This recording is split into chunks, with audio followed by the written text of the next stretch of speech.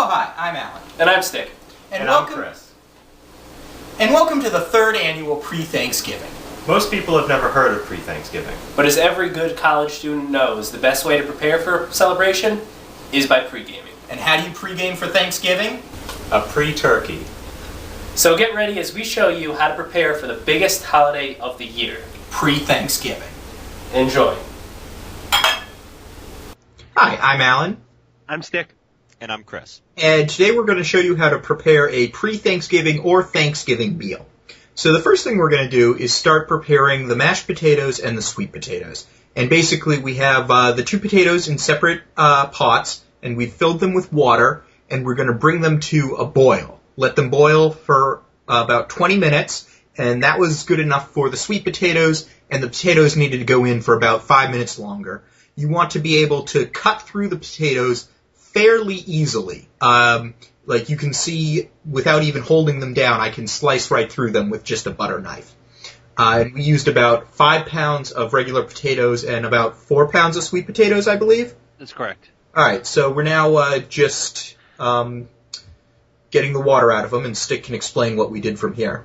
So what we're doing is we're making a little syrup to mix with the sweet potatoes to make a candied yams, and what we're eventually going to do is make a sweet potato casserole. But we're mixing it's granulated sugar, brown sugar, orange juice, a little bit of cinnamon, and what's going in next is light corn syrup. The amounts of the ingredients can be found in the comment section below. We're just to mix that up nice and vigorously, make a nice syrup, and we're eventually just going to pour that on top of the cooked or boiled sweet potatoes. So then for the mashed potatoes, we're just going to put in some butter, a little bit of salt, and some milk. And we're going to just mash that up and stir it together until it's all of an even consistency. And again, all the ingredients will be listed below because there's just too many to try and rattle off here. And this did actually take some time, but you can see eventually it did get down to what you would expect mashed potatoes to look like. And if you have a potato masher, that would be good, but if not, just a spoon or even a whisk works well. So we're pouring the syrup over the sweet potatoes, and we're going to pop that in the oven, which has been preheated to 350 degrees for about 20 to 25 minutes. And that's just going to let the potatoes soak up all the syrup and make them really sweet and prepare them for the casserole, which we'll make the next day. And here you'll see the turkey. You should follow the directions before this step for thawing out a turkey. It's usually you leave it out for a few hours. The legs will be folded up within that flap of skin, and you're going to reach inside the abdomen cavity and pull out the neck. I think I take the neck out first. You take the gizzard out first. Oh, okay. Take the gizzard out first, which you can discard. It's not that important to this. Do not discard that gizzard. I'll No. explain why later. Okay. And also the neck. Sometimes it's in a bag, sometimes everything's in a bag. And to season it, we're going to make this butter spread that we'll put on top of the skin and also inside the skin. You'll see all the spices listed below, and you mix it up. So it's... We should just add that that's basically poultry seasoning mixed with butter and a couple other spices. Yeah, and now if you're using like stick butter, you probably want to microwave it just a little bit so it's soft. You don't want it to turn into a liquid. Or just leave it out. And you'll see we'll cut some celery, carrots, and onions. That's going to make a broth on the bottom of the pan as the turkey cooks, and you'll use that later to make soup and also what's it called? Gravy? Gravy. And the neck was also placed in there. Right. Adds a lot of flavoring. So what that was a shot of was us preparing for the stuffing, but we'll get to that later. All right. So what we did is separate the skin from the actual flesh. And, well, the skin is actually pretty durable. You'll be able to shove your hand underneath. As long as you're careful and work gently, then you won't rip the skin. If you want, you could use a spatula or a rubber spoon, just nothing metal, but we found that the hand works pretty well. And you want to separate that as far as you can.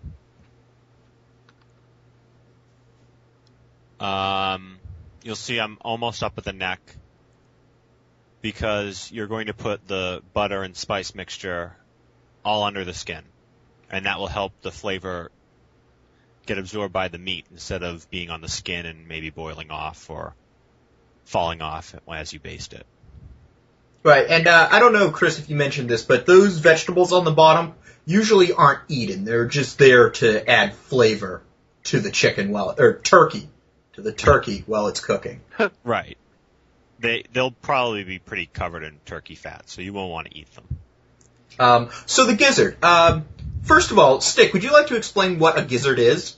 A gizzard is normally found in fowl, and basically what it does is it grinds up any indigestible things that a chicken or turkey might eat, such as rocks or pebbles or any sort of that stuff that's found in whatever chickens and turkeys eat.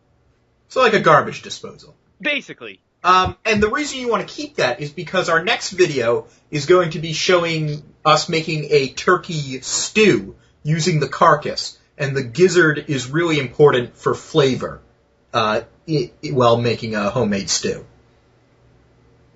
And now that I've finished stuffing the skin as evenly as I could, I'm going to rub the rest of the turkey with the butter mixture. I'll get the legs, the wings, and a little inside, too. Which wasn't necessary because we stuffed our turkey, but if you don't like the stuffing inside it, then it adds a little more flavor.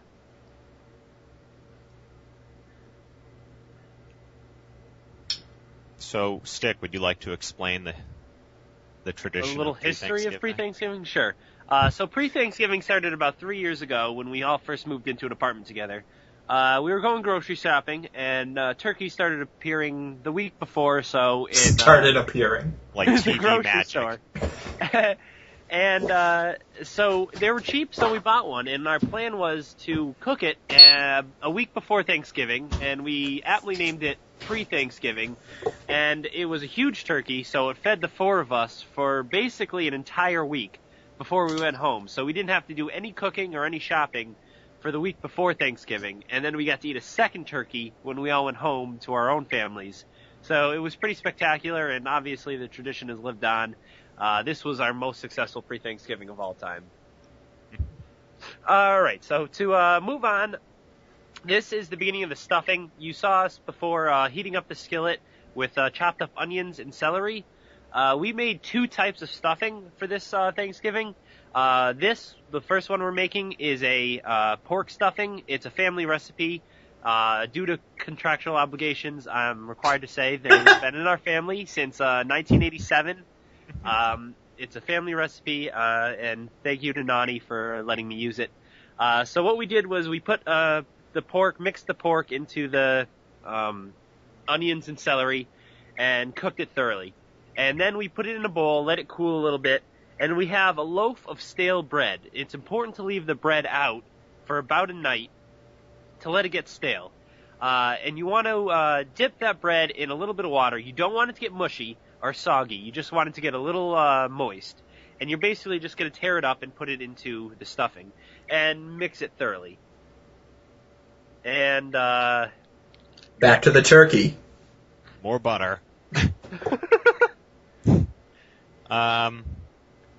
Yeah, I wanted to get the layer as even as I could, and I actually didn't use enough. I think we'll put the doubled recipe for a 20-pound turkey, but you can add more or less butter depending on how long you want to live past your 40s. Yeah, so this was a 21-pound turkey, and 21.6 pounds. 21.6, and it fed 10 of us for one meal, and then Stick and I have been eating it for lunches the past 2 days. And then there's enough left over to make a full stew that will probably last us another 2 or 3 days. So if that gives you an indication of the amount of turkey that is on this turkey. It is very economical.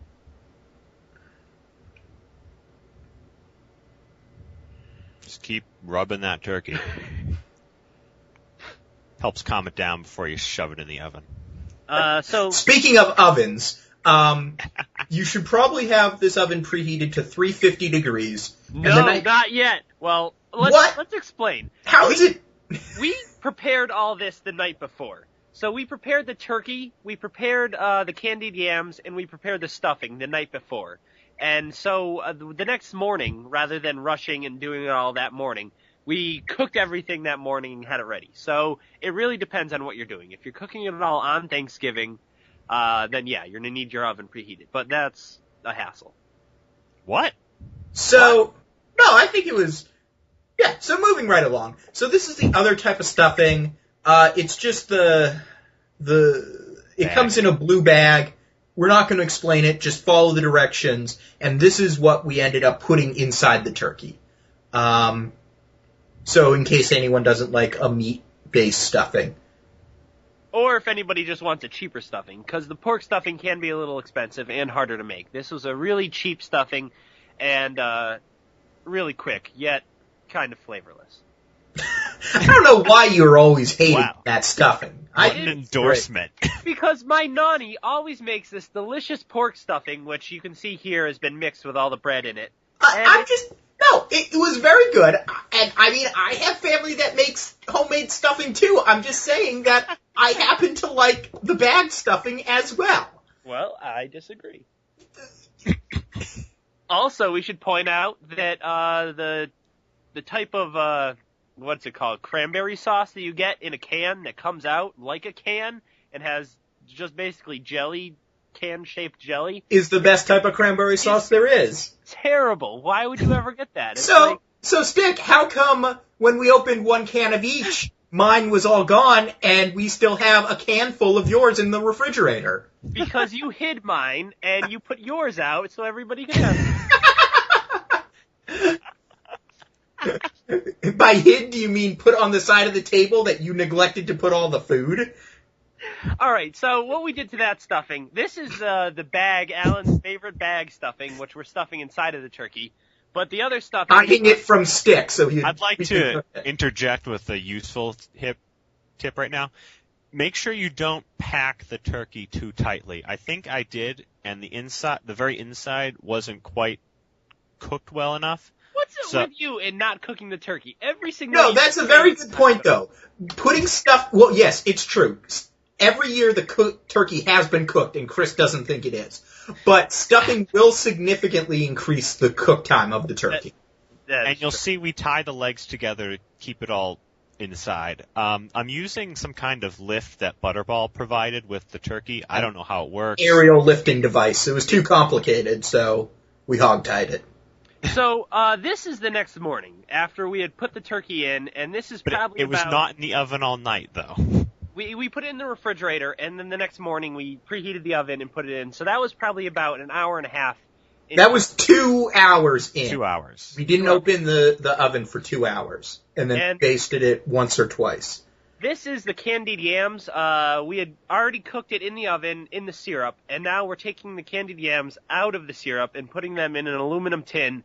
And basically what we're going to do now is mash those up, add some sugar, butter, vanilla, and our secret ingredient, bourbon, and mash those up nice, and that's going to make a sweet potato casserole. We also added, here's the sugar and vanilla. We put marshmallows on top, and when it cooks, that melts and creates a nice little crust for the top. Now, I didn't really like the marshmallow topping. I thought it made it a little too sweet. I think I would agree with that. It was good, but it was a bit too much. So if you don't like very sweet things, you can omit the mushroom. Or, not the mushrooms. The marshmallows. You should also omit mushrooms, though. So, here's the final turkey. By the way, don't cook anything like what you see on the right side of the screen. That was just to mark what was going to go into those. You should be able to cut into the turkey just like a chicken, completely white. Came out delicious. All right. Happy pre-Thanksgiving, everyone. You didn't see it, but we also put the candied yams and stuffing back in the whatever it was, the oven to cook it again.